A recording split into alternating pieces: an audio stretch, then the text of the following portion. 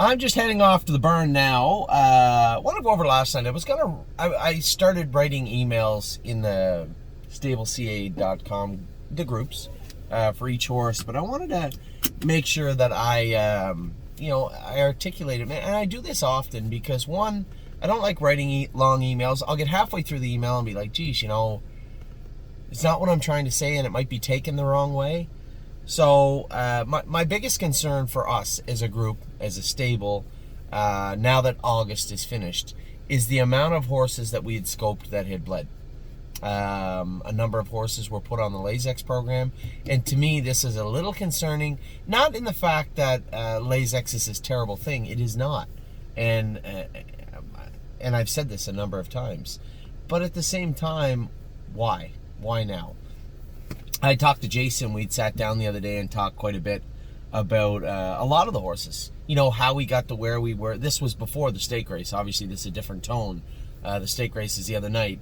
That will change any conversation's course quite quickly. So, we talked about the approach to staking in the summer. Our 2-year-olds, way back when Pine went on Lasix. I thought West 52nd did, and then Jason said he didn't. He came up with another horse's name that did. Every summer, we had a 2-year-old that either we had to back off with, stop with because of allergies. We had to stop with the good little filly there, Better Be Sawyer, because she bled. And so you come to a path, right? Do you put them on Lasix or do you turn them out in the field? Neither is right, and both are right in their own regard. So it's difficult to go down that path knowing that you're right. There's no, this is how you deal with this situation. It's not like that. So how do we deal with the bleeding in the future? And I told Jason, I said it may be worth being a little proactive. When the heat comes in mid-July next year, maybe we train them on low doses of Lasix in the middle of the week if we're going to train them, if we're allowed. I believe we're allowed. Maybe just 2 cc's or something. Nothing that will dry them out or bother them, but at the same time help combat this issue.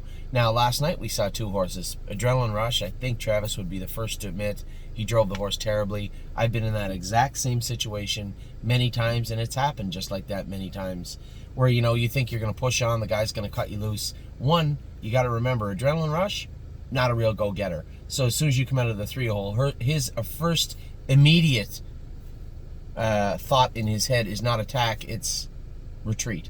And that's just how he is, right? He should have won 2 weeks ago. You guys know this. I'm not telling you anything you don't know. So I think what we need to do is, I think what Travis needs to do, maybe build a time machine and go back and and rethink that out of the 3-hole move. But I know where he was coming from. I'm going to have to be first over in a small field. Why don't I just put him on the front? His thought process was sound. The only problem was Colin Kelly was willing to go a half in 55 seconds at Grand River.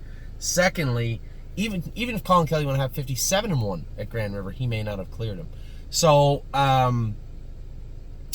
we scoped him after just to make sure, and he's full of blood. 4 out of 5, full.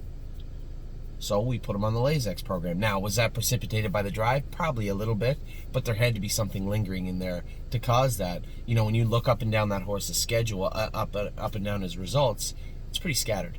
So the Lasix program for him, I had reported last week, don't believe me, just watch a little red, little mucus. There was like a 1 out of 5 last night, and then the vet said, well, maybe not enough to go on Lasix. This is 2021. You can't treat the horses on race day, so how do you expect us to combat even a minor bleeding issue? Just put the horse on Lasix. I talked to Harry. It was Harry's decision, but I had said to him, I said, it's up to me. You do what you want if you think that you can muddle through, but I just don't think it's a good idea. So also, don't believe me, just watch Enter the Lasix program. Neither of them are super shocking.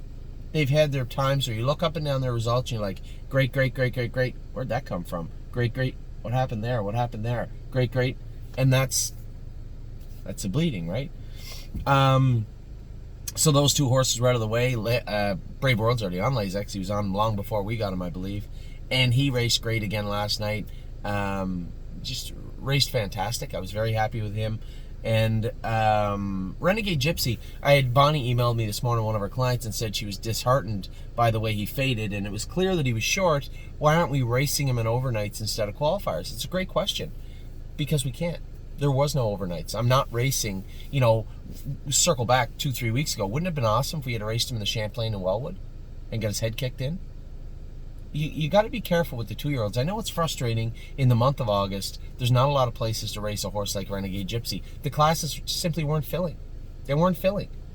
So Mario did whatever he could, did the best he could, but at the end of the day, there wasn't a place to race him. He qualified him twice. He's a big, heavy horse. He was coming in okay, and he raced okay. It's just, he'll bounce back. That's just simply him being short, and there's not much anybody can do about it. So I understand where Bonnie's coming from. A great question, probably one you all have asked. But the simple reality was there just was nowhere to race him. So that was an update for last night. Now today I got to go check out some horses. They said Northern Blizzard. A couple other horses arrived here last night I got to have a look at. And I'm going to go out to Dublin Valley Farms today. I'm going to continue on going to the farms for you guys. Tomorrow I'm going to try and hit Spring Haven, maybe Midland Acres, LMN. But today I'm going to Dublin Acres, so Dublin Valley. So I'm going to have some videos for you after that. We'll talk to you all soon. Take care.